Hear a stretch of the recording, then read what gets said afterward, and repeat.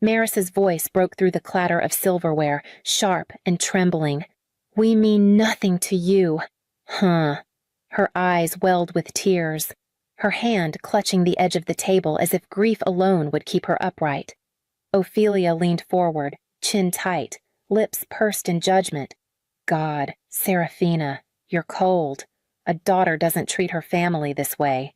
Dorian didn't raise his voice. He never did. Instead, he gave that slow, deliberate shake of his head, the kind that always carried more weight than words. The disappointment in his eyes felt heavier than the sigh that followed. I sat back in my chair, steadying my breath. For years, I had swallowed moments like this, pretending silence was peace. But tonight, their script unraveled. My hand slid into my bag, fingers closing around the phone I had tucked there hours earlier. I drew it out and placed it on the table with deliberate care. Maris sniffled, confusion flashing in her eyes. Ophelia's brows drew together in a tight knot. "Trust me," I said softly. "I care." I pressed play. The room shifted. Familiar voices echoed back Ophelia's sharp critiques about my food. Maris's sighs dripping with disdain. Dorian's casual mutters that I should just let it go. The recording filled every corner, a mirror they couldn't escape. Maris's tears vanished as quickly as they had come. Ophelia's mouth pressed into a thin, brittle line. Dorian's gaze broke, drifting to the floor. I let the silence stretch, then slipped the phone back into my bag. My pulse slowed. Steady now. This wasn't sudden. This had been building for years, and if they wanted to know how I got here, they needed to start where it all began. That memory came rushing back. It started innocently enough. 10 years ago, I offered to host Thanksgiving in my little Asheville home. I was proud of the place hardwood floors I had refinished myself, a dining room just big enough to stretch out a table for 12. I loved filling the air with the scent of rosemary and citrus, hearing laughter spill from the kitchen to the porch. That first holiday, I felt like the glue that held us together. From there, it snowballed. Christmas, Easter, birthdays, even Sunday dinners when someone didn't feel like cooking. My house was the venue. At first, I told myself it was love. I didn't mind rising at dawn to baste turkeys or stringing lights until my fingers cramped, seeing everyone gathered around, smiling over a meal I'd poured my energy into, felt worth it. But slowly, things shifted. The thank yous grew shorter, then disappeared. The hugs at the door turned into quick nods. Instead of asking, they began assuming. A message would come from Maris. "We'll be over for dinner on Sunday," not a question, just a fact. Ophelia arrived with her own spices tucked into her purse, ready to fix my recipes. Dorian always sat in his usual chair, never lifting a hand to help, always reminding me with a glance that I had chosen this role. So I should bear it quietly. Even the moments I tried to reclaim suggesting maybe someone else host, or that we go out instead, were brushed aside. "You do it best," Maris would say with a saccharine smile, as if flattery erased the weight of expectation. Year after year, I carried it, waiting for gratitude that never returned. Love became labor, and labor became duty. By the time another Christmas approached, I was already questioning whether my effort meant anything at all. And that year, I would find my breaking point. It didn't matter what I served. Ophelia always found something to needle at. If the soup was too thick, she claimed it lacked refinement. If the bread was crusty, she'd sigh about how her mother's had been softer. Once, after I spent hours making a butternut squash risotto, she wrinkled her nose and muttered, "Heavy food. Seraphina, you should think lighter next time." Every word landed like a pinprick, small but sharp enough to sting. Maris had her own way of cutting me down. She didn't criticize outright, at least not with her mother's precision. Instead, she leaned back in her chair, let out a dramatic sigh, and said something like, "Well, I guess this will do." She'd push food around her plate as if she were enduring punishment rather than enjoying a meal I had worked all week to plan. Dorian, of course, never defended me. He just sat at the head of the table, shoulders slouched, chewing slowly. If I ever looked to him for support, he would shrug as though my feelings were too trivial to acknowledge. It was his silence that cut deepest, confirming that in his eyes, I had only one purpose: to keep the machine of family gatherings running. Sometimes the table grew even heavier. Adam, a distant cousin, brought friends without warning faces I didn't know taking seats at my table, helping themselves to food I hadn't prepared with them in mind. The uninvited never apologized. They were simply folded into the evening as if my labor stretched endlessly. Cassian Holt, my neighbor, noticed the rhythm one Sunday when I invited him over for leftovers. "You're too generous." "Serafina," he said, watching me pack food into containers for people who hadn't even thanked me. I laughed it off, insisting it was just family. But his words lingered long after he left, echoing louder with each gathering. The truth was already gnawing at me, even before the Christmas that finally broke me. That December, I tried harder than ever. I told myself that if I could make the evening flawless, maybe it would finally shift something. I spent days planning the menu, choosing each dish with care: a perfectly roasted turkey, citrus-glazed carrots, homemade bread warm from the oven, pies rolled and crimped by hand. I polished the silverware, pressed the linens, and decorated the tree until it looked like something out of a magazine. Every corner of the house sparkled with effort. When the family arrived, they didn't even glance at the work I had poured myself into. "No, thank you. No, wow. This looks beautiful." Just coats tossed over chairs and complaints about the cold. Ophelia's first words were to wrinkle her nose at the mashed potatoes. "You didn't use heavy cream?" she asked, tone sharp as ever. Maris sighed dramatically and slid into her seat. "Guess we'll just have to pretend to like it." "Huh." She glanced at Dorian, who gave one of his usual non-committal shrugs, the silent approval she always sought. Then, as if the moment needed a final blow, Maris strolled into the kitchen, opened my refrigerator, and pulled out a store-bought pumpkin pie I had picked up as a backup. She held it high like a prize and laughed. "Well, at least this will taste good." Ophelia chuckled. Dorian's mouth curved into the faintest grin. Even that tiny betrayal felt like a blade. Something inside me cracked. My heart pounded, my hands trembled, but my voice stayed steady. Without a word, I turned off the oven, unfastened my apron, and walked into the living room. I bent down, unplugged the glowing Christmas tree, and watched the lights die in an instant. The room went still. Forks paused in midair. Maris blinked, startled, her smugness faltering. "What are you doing?" she whispered. I looked at her, then at all of them. "I'm done," I said. "I'm not hosting anymore. Ever." The silence that followed was heavier than all the years of criticism combined, pressing into every corner of the house. And in that silence, I knew there would be no turning back. The silence after my declaration lasted only a breath before Maris's voice rose again, dripping with false sorrow. "So that's it. We mean nothing to you. After everything, you're just going to walk away." Her tears looked rehearsed, her voice too sharp to be genuine. Ophelia gasped, one hand flying to her chest as if I'd struck her. "How could you say that? Serafina, we're your family. You don't just quit family." Even Dorian, who so often hid behind his silence, finally spoke. "Cold," he muttered, shaking his head. "How could you be so cold?" I almost laughed at the absurdity of it. After years of biting remarks, uninvited guests, and endless labor that went unnoticed, I was the one branded unfeeling.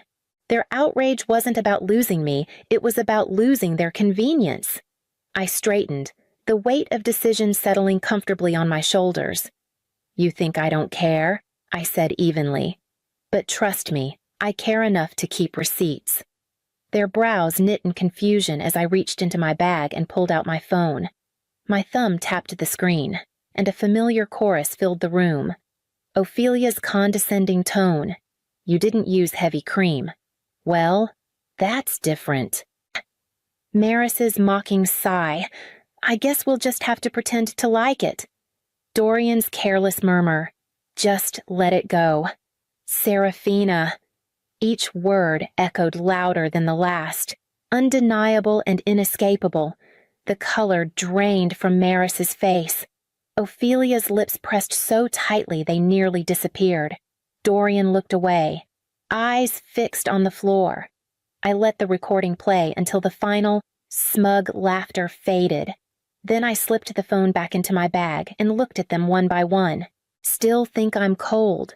No one spoke. The only sound was the faint hum of the refrigerator in the kitchen, a reminder that dinner still sat waiting, untouched. I walked to the closet, pulled my coat from its hanger, and slid it on with a deliberate calm. My hands no longer shook. My pulse was steady, almost serene. At the doorway, I paused just long enough to say, "Dinner's in the fridge. Help yourselves." Then I stepped outside, the night air sharp against my skin, and closed the door behind me. For the first time in years, I left them to face the silence without me, and I didn't look back. The messages started that same night, Maris demanding an explanation, Ophelia insisting we needed to talk, Dorian's short, clipped lines reminding me of duty. I ignored every one of them. When the calls came, I let them ring out. Silence was my only reply, and it unsettled them more than any words could have. Weeks passed. Christmas ended without me, and for the first time in a decade, they were forced to fend for themselves. I heard pieces of it through whispers that reached me in town. The turkey was undercooked. Maris forgot to defrost the pies. Ophelia snapped at Dorian in front of everyone, her voice carrying sharp enough to quiet the table. By New Year's, they were already frayed. Easter was worse. Maris attempted to host, declaring she'd do it better than Serafina ever did. Instead, she burned the ham, overcooked the vegetables, and watched as Ophelia tore into her in front of cousins and neighbors. Maris, always dramatic, ended the night in tears, telling everyone she'd never host again. The fractures spread quickly. Ophelia took her turn, trying to show she was still the matriarch who could hold it all together. She forgot to set the table properly, and Dorian muttered about it within earshot of the guests. Maris mocked her cooking with the same biting tone she once used on me. What once was casual cruelty toward me became weapons they turned on each other. I didn't lift a finger. I spent those months pouring energy into my work, walking by the river in the evenings, even sharing coffee with Cassian now and then. One afternoon, when I told him about the messages I still ignored, he smiled faintly and said, "You taught them respect by absence. Sometimes silence is louder than any fight." And he was right. For once, they were forced to see what life looked like without me holding everything together. It didn't stop them from trying to pull me back in, though. The first attempt came on a gray afternoon, when Ophelia reached out with an invitation of her own. Ophelia chose a small cafe downtown, one of those places with chipped teacups and quiet corners. She was already there when I arrived, stirring her tea with slow, practiced grace. Her smile was too sweet, her eyes sharp as glass. "Thank you for coming," she began, as if I had agreed to something noble. I only nodded, waiting. She wasted no time. "I was thinking, maybe you could host Christmas again this year. I know you needed a break, but you've had time now, haven't you?" I almost laughed. After everything, she was still framing it as if hosting was a privilege she bestowed on me. "No," I said simply. Her smile froze. A flicker of something ugly crossed her face before she smoothed it over. "Serafina, we're family, and family makes sacrifices. The children always loved coming to your house. Her voice softened on that last part. A needle meant to pierce my heart. I leaned forward. I sacrificed enough. I cooked, cleaned, decorated, and listened to all of you insult me. I don't owe you another holiday. Her lips pressed thin. She muttered something about misunderstanding, then quickly changed the subject, pretending we were just catching up. I let her. But I knew the game wasn't over. That night, Dorian came home pale, asking why I'd been so cruel to her. Apparently, Ophelia had called him crying, spinning the meeting into another tale of my coldness. I didn't argue. Instead, I pulled out my phone, opened the recording I'd made at the cafe, and pressed play. Her own voice filled the room. Family means sacrifice. The children loved your house. Every manipulative note rang clear. Dorian sank into his chair, silent. Ophelia's mask had cracked again, and yet, even stripped bare, she wasn't finished. I knew something was wrong the moment I pulled into the driveway. Ophelia's car sat crooked near the porch. Maris's sedan pressed close behind it. The blinds in the front window were parted just enough to tell me they'd been watching for me. When I opened the door, the three of them were already seated in my living room as if they owned it. Maris perched on the edge of the couch, eyes red but defiant.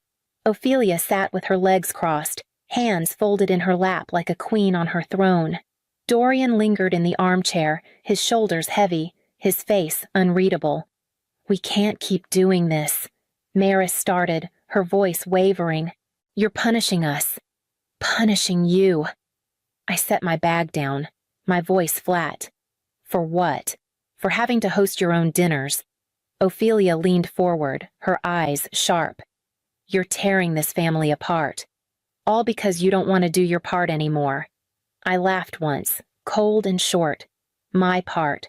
For a decade I carried every holiday, every meal, every insult you threw my way. And now you call it punishment when I stop. Dorian shifted uneasily. "Serafina, please.